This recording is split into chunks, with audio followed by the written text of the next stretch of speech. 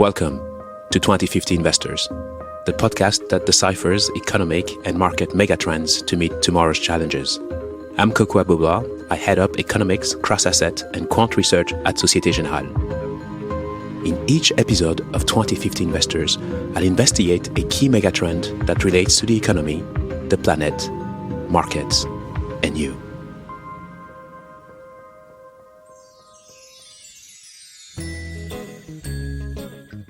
What travels every single year 940 million kilometers at a speed of 107,000 kilometers per hour? And let me tell you right now, it is not Santa Claus. Even though Rudolph and his shiny nose is quite fast, Santa on his sleigh is not that rapid. The right answer is Earth. Indeed, at this speed, our planet travels 26 times faster than the speed of a bullet shot from a gun. And we are living on it without even noticing it. That's because of the laws of relativity. True, but it also means that we have just completed a journey around the sun, and we are back roughly where we were, last year. That's not technically correct, but I get the idea. You're right, but more on that later. In any case, aliens watching us would scratch their heads in disbelief and wonder why humans get so excited every time their planet does a full revolution around their star. In a few weeks, the year 2021 will come to an end. This means we are 1 year closer to 2050.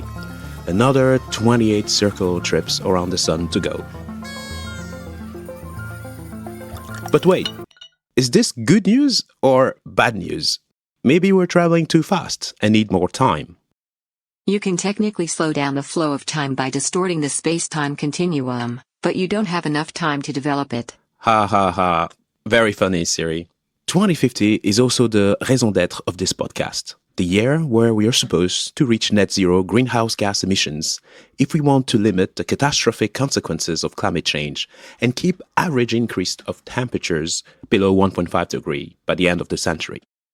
We just had the COP26 conference in Glasgow. Was it a good COP or a bad COP? Pun intended. The end of the year is also a time for celebration. The sequence of events as we approach December 31st is quite fascinating. It is when we spend time with our friends and family, take some time off to relax, receive and give gifts. It is a time of significant spending, splurging, eating and drinking. And also a time where we send billions of tons of CO2 into the atmosphere.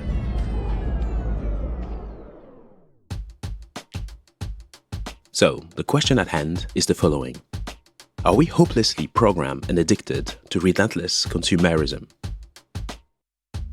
Can we reach net zero without sacrificing economic growth? Can we grow without carbon? Let's start our investigation. First, let's take some perspective on our planet with a little trip into space. Full disclosure, I'm fascinated by the universe and the galaxy. I bought a telescope a few years ago to attempt to observe distant galaxies billions of light years away. But I guess central London is not the ideal place to gaze at the stars. Not only is the weather not very inspiring most of the time, but you also can't avoid light pollution. You cannot see very far. That said, I once managed to see and take pictures of Jupiter and Saturn. It was quite an experience. A very interesting article on space.com talks about the speed of the Earth. Earth's orbit around the Sun is really an ellipse, but for simplicity, let's assume it is a circle. The distance from Earth to the Sun is roughly 150 million kilometers.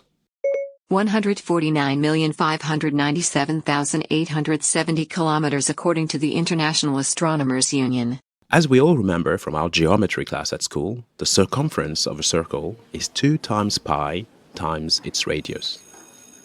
You can then show that Earth travels in a year about 940 million kilometers. Correct.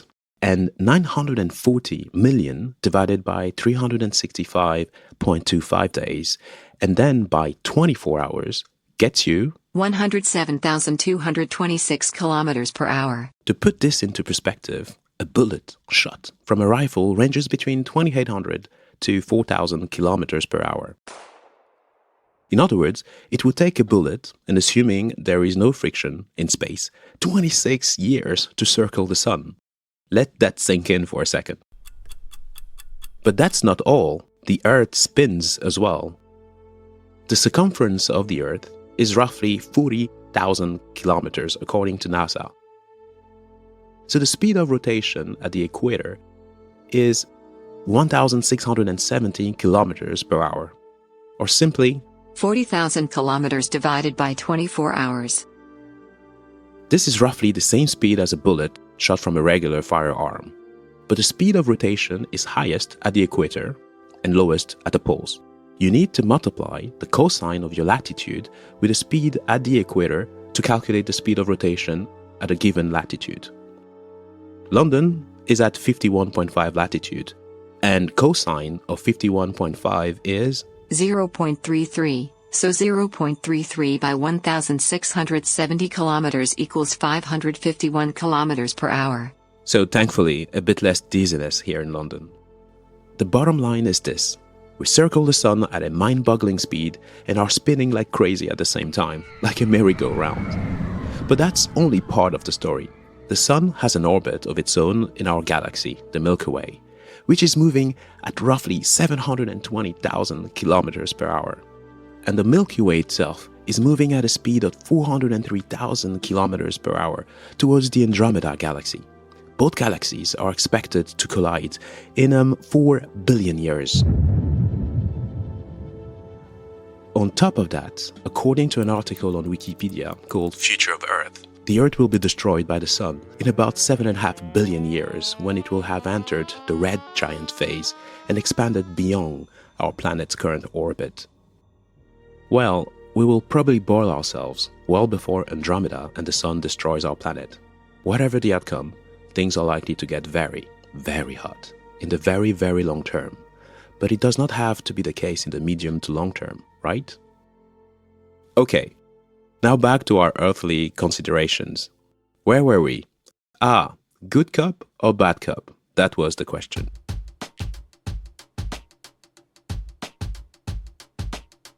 The good news is that new commitments were made at the COP26 in Glasgow, such as phasing down coal, even though the language was watered down at the last minute, and more ambitious pledges were made by some countries. The carbon intensity in many countries continues to fall with new commitments towards renewable energies, and more funds were pledged to help developing nations. The bad news is that this is not fast enough. According to a recent UN report, the nationally determined contributions, NDCs, will lead to an increase, yes, an increase of carbon emissions by 2030 of between 8 to 16%. We are therefore heading towards a 2.4 degree global warming scenario by the end of the century. The ugly news is that not everyone is panicking, just yet. Now, let's discuss our insatiable thirst for consumption and greenhouse gas emissions, the constant trade-off between green and greed that we previously discussed in the season. Put differently, can the creed of greed seed and feed the need for green deeds?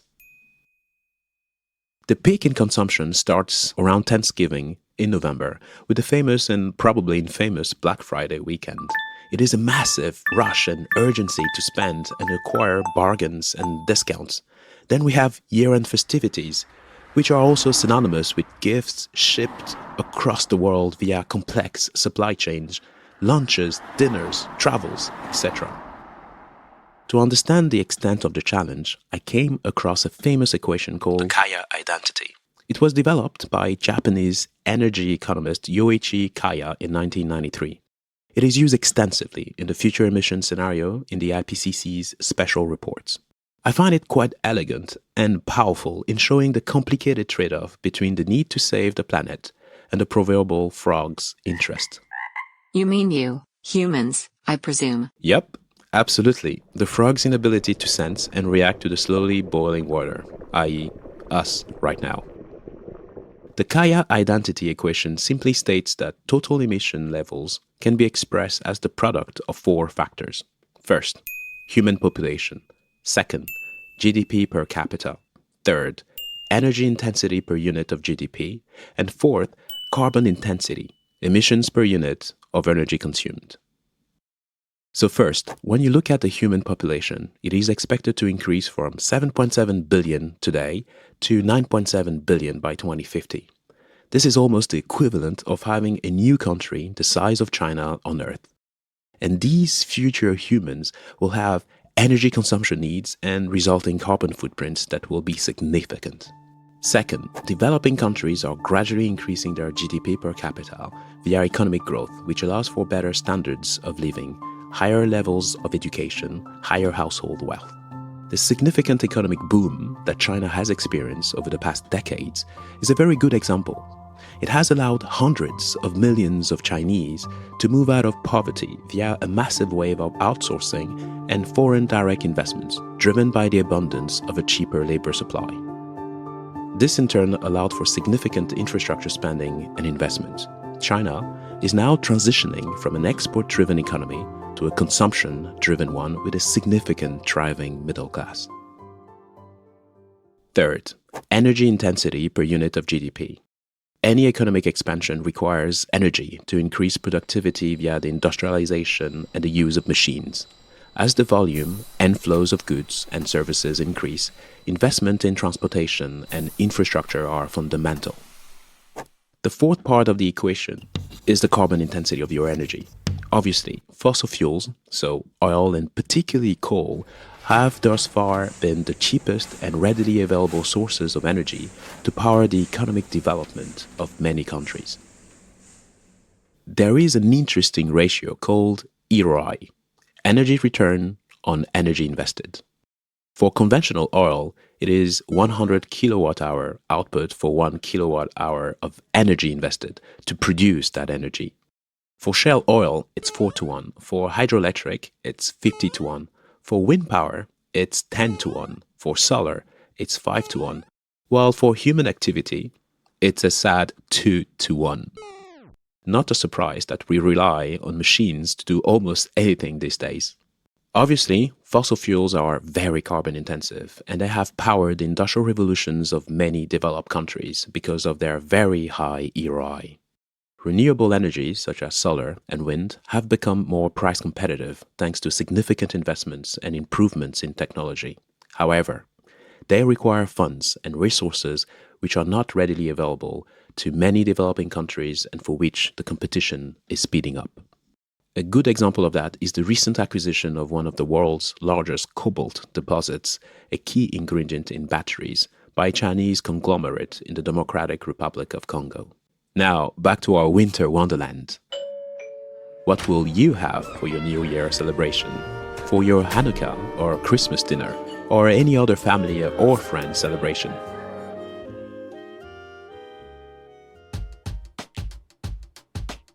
An interesting article from Jean-Marc Jancovici, a renowned French energy and climate expert, shows the following statistics.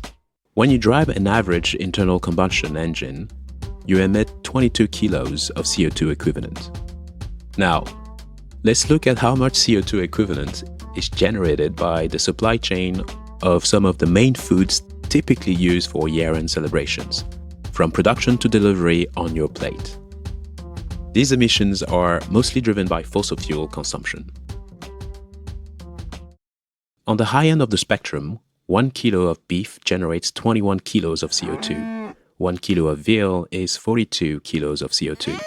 Shrimps are at 9 kilos of CO2, butter at 8, and chicken is at 5. On the low end of the spectrum, 1 kilo of vegetables is equal to less than 1 kilo of CO2. Milk is about 1 kilo, and eggs 3. This is clearly some food for thought, pun intended. Indeed. I only consume electricity. That's true, but let's not forget that digital pollution also represents 5% of global emissions or 2.5 billion tons of greenhouse gases every year, simply because an important part of the electricity used to surf the internet in Asia is generated from coal-fired power plants. Growing into perpetuity, when physical resources are finite, is going to be a serious challenge if we are not able to decarbonize our economy faster than our growth rate. No amount of greenwashing or advertising will be able to fool consumers and voters from this debate over the long run. To quote Abraham Lincoln, "You can fool some of the people all of the time, and all of the people some of the time, but you cannot fool all of the people all of the time." With the new year just around the corner, I'm reading articles on what 2022 has in stock for us. I even just received my copy of The Economist's The World Ahead 2022. Yes, we have challenges ahead.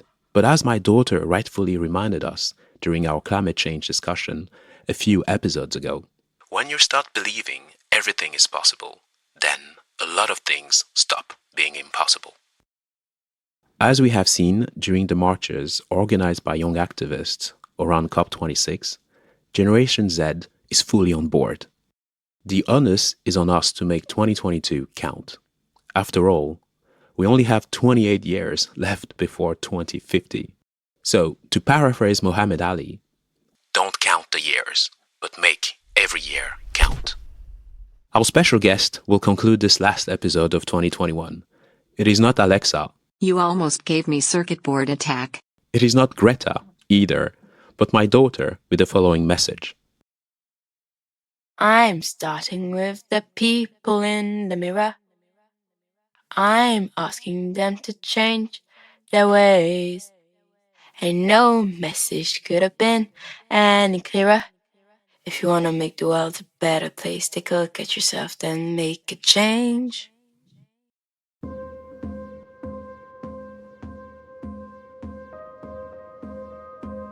Thank you for listening to this episode of 2050 Investors, and see you all in 2022 for another journey around the sun. I hope this episode has helped you get a better glimpse of the future of the planet. You can find the show on your regular streaming apps. Please subscribe, leave some stars on Apple Podcasts, leave comments anywhere you like, and spread the word. Stay safe, happy holidays, and see you at the next episode. While the following podcast discusses the financial markets, it does not recommend any particular investment decision.